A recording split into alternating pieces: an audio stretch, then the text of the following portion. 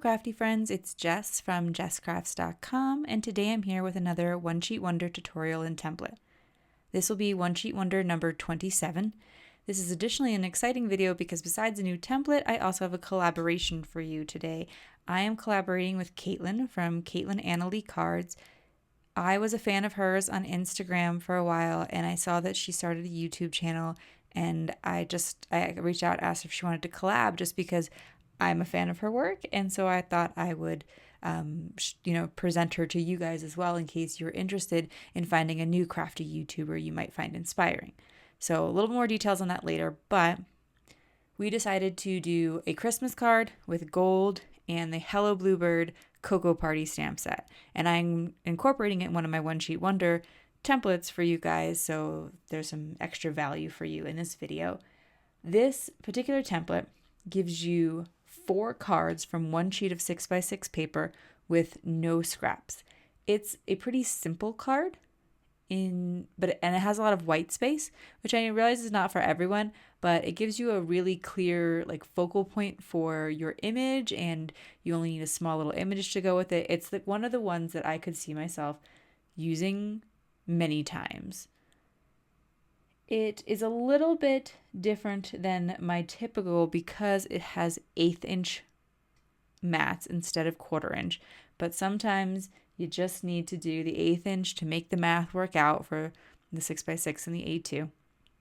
So you have this 2x3 piece of paper, which is the focal point, and then you have 3 little strips underneath it, and then an 1/8 inch mat on all of those. You don't have to worry about any of the measurements because it's all a template that you can download over on my blog. So when you go to the blog post, you'll see pictures of the templates, and there'll be a PDF that you can download as well. And I'm going to do some craft cardstock here for my mats because I want my pattern paper to be very subtle and allow my critter to pop, because we decided to feature the stamp set, and that way the stamp set can be kind of a bit more of a star of the show here.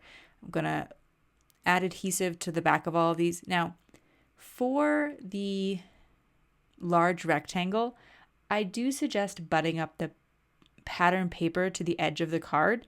However, I just matted it on a cardstock mat, sorry guys, that is 1/8 of an inch bigger, and then I just lined it up so that the pattern paper would be against the top, and I'm going to just trim off the rest of the mat.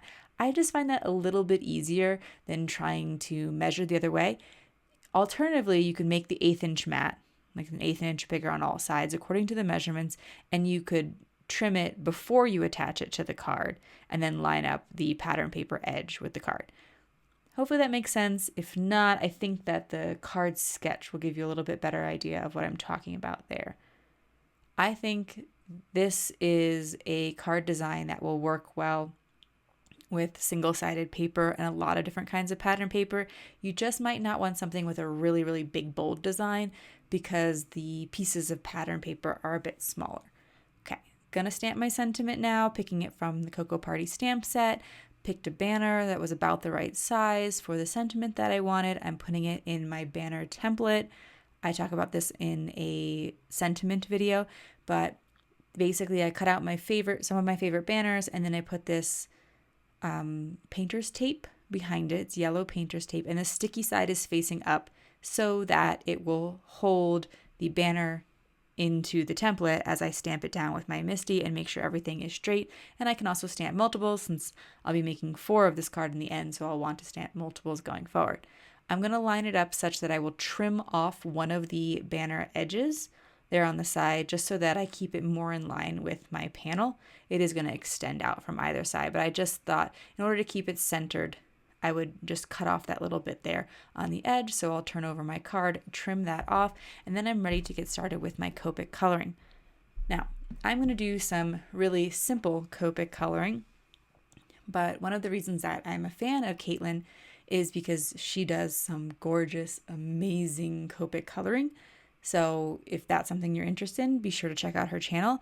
But she also does some other things. And even though she just started her channel, she has a ton of videos up already. So you can get a good sample of the kinds of cards she makes and her style, etc., etc. So there is a link in the video description for you to click on and go check her out and subscribe if that's your kind of thing.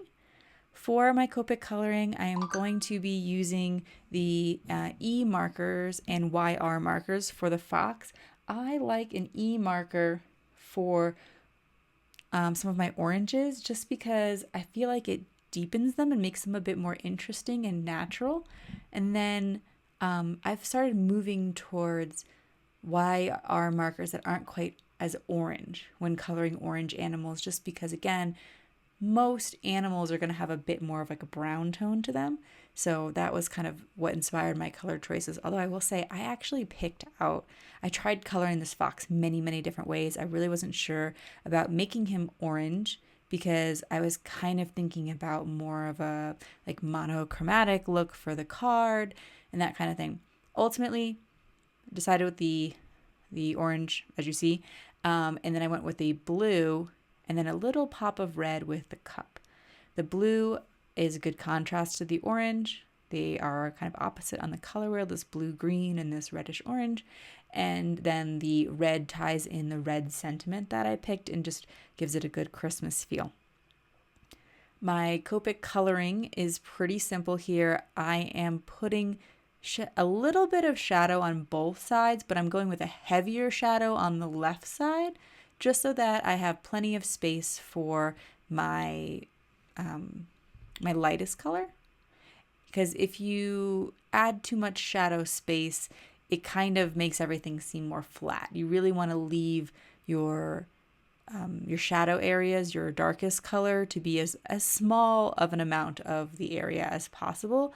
Or, I mean, not always the smallest amount, but like you want to leave it as a smaller amount so that you are not making everything look too flat and you have plenty of area to show off your lightest color. Also, you don't want to do too many layers of your lightest color. You want to try to keep it to one layer, and that means like the number of marker strokes. So you don't want to keep going over the area with your lightest color, as it will make your color darker and darker. That's the nature of alcohol markers. They get darker the more layers you add. So this is a way of like making that contrast more clear without having to color multiple times or anything like that. Like here, that's my simple tip for how to do that contrast. I added a little C1 and C0 because if you want something to be white, it does actually need a little bit of color with Copics or with any coloring medium. It actually looks better if there's a teeny tiny bit of color. So once it's all colored, I will cut it out with my ScanNCut, or you could use the coordinating dies that are available, and then some fake foam tape on the back and my Bearly Arts glue to hold it strong to my card. And I'm going to let his tail hang off the edge of the card just a tiny bit to kind of break up the edge there and add a bit of interest. Then that is it for my card today. If you like this video, please give it a thumbs up. If you're interested in more crafting tutorials, especially one-sheet wonders, be sure to subscribe to my channel or hit that bell notification. I will leave you links to all the products mentioned and of course to Caitlin's channel so you can go check her out. And then here's some more inspiration here at the end. Thank you so much for watching and have an awesome day. Bye.